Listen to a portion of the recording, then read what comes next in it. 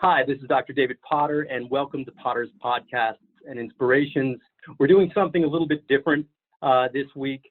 Along with Dan Bonham from Cadence Consulting and myself, we are fortunate to have two-time Olympian and silver medalist in platform diving, the talented, famous, and my very, very dear friend, Scott Donie, on the line that we'll be interviewing and just talking to him about some of his experiences and how it can help us and the culture today and be more relevant.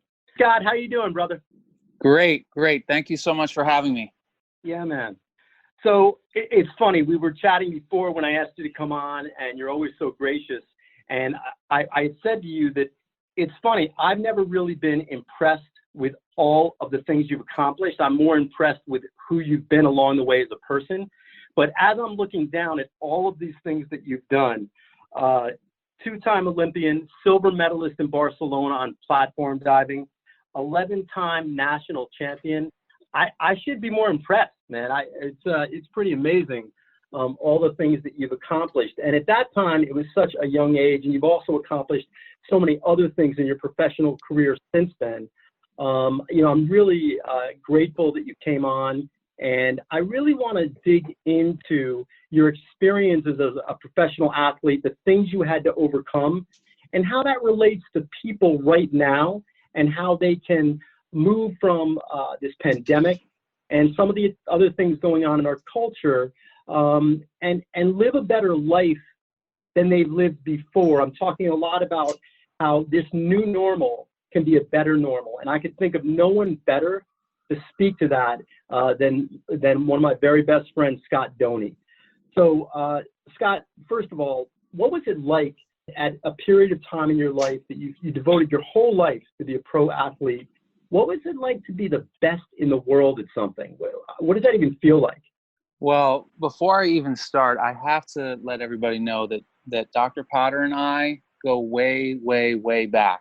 We have been, best friends since we were knee-high to a grasshopper. And I'll tell you that if you're impressed with me as a person, I'm equally as impressed with you. To be the best at something, I don't know. I'll tell you what, it feels good. It feels good because you work hard at something, and there are a lot of people that are as good as you are. They're your friends, they're your rivals, they're from countries all around the world.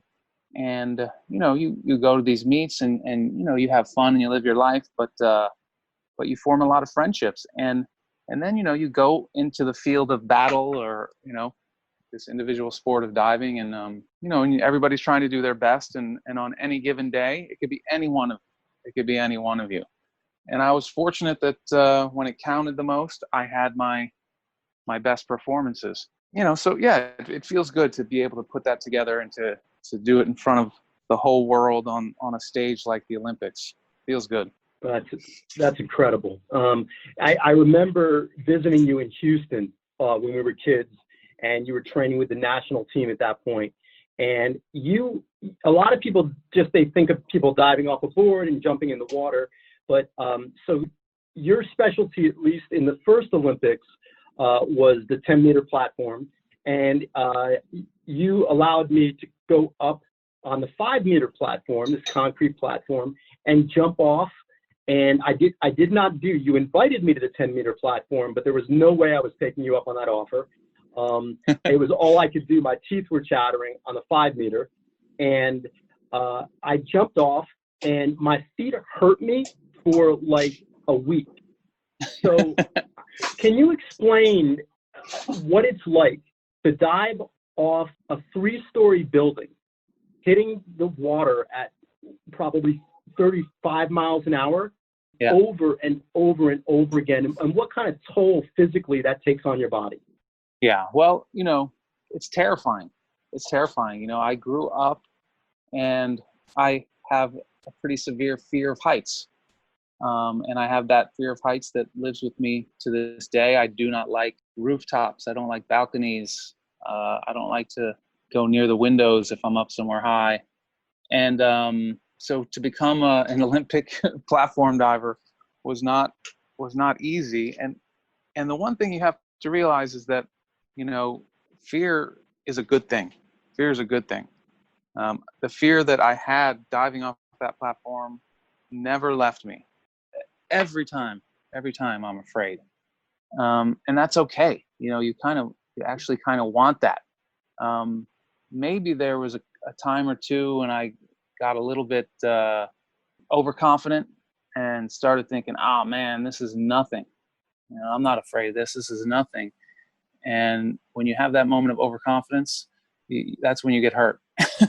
And the water is a very good reminder that, if you make any kind of mistake, the water will let you know immediately that you didn't do it right. So. Yeah, Scott, I think that one of the things, again, your average person just doesn't get that. First of all, it's a very, very physical sport, and you're wearing just a bathing suit. You have no pads on you. You have no helmet. And so can you speak to the level of surgeries that you've had to have in your wrist and your foot, things like that? Yeah, so, what you said is right. You're hitting the water at 35 miles an hour, and also you're trying to hit the water and make no splash. And so there's a specific technique that you learn to do what's called a rip entry. So you're trying to make no splash. And the way you do that is grabbing your hands, making a big flat palm, so that you punch a hole in the water.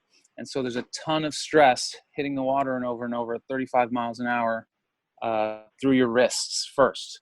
That is then transferred to your elbows, to your shoulders, neck, back. It's all the way down. And so, yeah, I had a lot of trouble with my wrist. I had surgery on my wrist. I think it was about maybe 2 months before the Olympic trials in '92. And I saw, a lot of doctors, a lot of specialists. There was one chiropractor who traveled with us to the Barcelona Olympics that basically got me through it. Yeah, there's a lot of force. There's a lot of impact going on there. So, I had a surgery on my foot that was unrelated to that impact, but I think it was an overuse injury from just thousands and thousands of dives on the springboard. Yeah, so yeah, it takes its toll. Yeah. I remember you telling me when you broke your foot during a takeoff on springboard. Now, this is in '96. You went to the Olympics for springboard, not platform. And that you said when it broke, when you landed, actually people thought the board broke. That's how loud it was. Yeah, I broke my fifth metatarsal. I think it was in the 1990 World Trials. And it snapped in the middle of my dive during the competition, and it echoed through the whole natatorium, and everybody thought that the board had broken. But yeah, it was me. Okay, 1990, yeah. Yeah. Wow. Yeah. So, Scott, you spoke to the fact of your fear of heights, and that it's very real to this day. So I have a question and then a follow-up for it. I get that fear is a good thing, but brother, you became the absolute best in the world at putting that fear aside for a split moment. How did you do that? How were you able to put that fear aside? And the follow-up I have for that is that right now I have practice members and patients coming into my office, and Scott, they are fearful. They're fearful about coming out from being sheltered in place. Am I a yellow state? Am I green? What is it? How can you correlate how you were able to overcome such a dramatic fear and become the best for people right now moving into this new normal? How can they make it their best normal moving forward? Yeah, I mean, for me, the key was baby steps. You take small steps. And so in a sport like diving, that means that you're practicing your dives off of the side of the pool in the beginning. Then you're practicing it off of a 1 meter platform. And then you're practicing it off of a 3 meter platform. And the starts of the dives can be exactly the same. And as you're working on the start of the dive, you're not worried about the impact from a 10 meter. You work your way up to the 5 meter. You work your way up to a 7.5 meter tower. But that being said, it's not I don't think you ever overcome the fear. That's not really what you do. Is you kind of make friends with it. You kind of learn to love it. You have to kind of learn to love that fear, because again, that fear is there to help you. Fear is there to make you stronger, to make you better. And, so you take baby steps, step by step, and understand that the fear's never going to disappear, but that you can live and not only live, but like thrive while being as afraid as you've ever felt. You can still thrive, and that's what I was able to do in diving. And, but the fear never left. And I still, like I say, I still have the fear of heights. I don't let it stop me, from going on the roof to on the 4th of July to watch fireworks. I just stay in the middle, That's right. Yeah. That's right. So. Hey, Scott, this is Dan. Yeah. I've been lucky enough to teach a bunch of competitive groups for the last 20 or 30 years at the high school level. And you said something really interesting early on, which was you were at your best when it counted. And I think, we tend to think, oh, I'm at my best when it counts when I'm in competition. But I think to Dave's point earlier, things count so much now. And I know you shared some ideas about some of the tactical things that you did, whether it was, starting at the edge of the pool and going to the higher boards and the higher platforms. Talk to me more about the mindset, about how you got yourself to continually overcome that fear, even though you said you're living with it every day. Are there strategies you had to work through that? Absolutely, yeah. For me, a really important fear, strategy, is self-distraction, right? So your brain can only think of and focus on a certain amount of things at any given time, right? So at certain times, it's totally okay to give your full attention to your fear, and that's fine. Like you can give yourself that full attention, that fear, when you're on the ground. But by the time you get up to the 10 meter, you want to be focusing, you want to fill your mind with the things that are going to help you have a successful dive, right? So you've got to, and then if there's still room for fear to come in and try to, mess with your dive, then you've got to distract it with something else. And for me, I used music. And in between dives, I actually used video games or reading or sometimes playing solitaire, but it could be anything.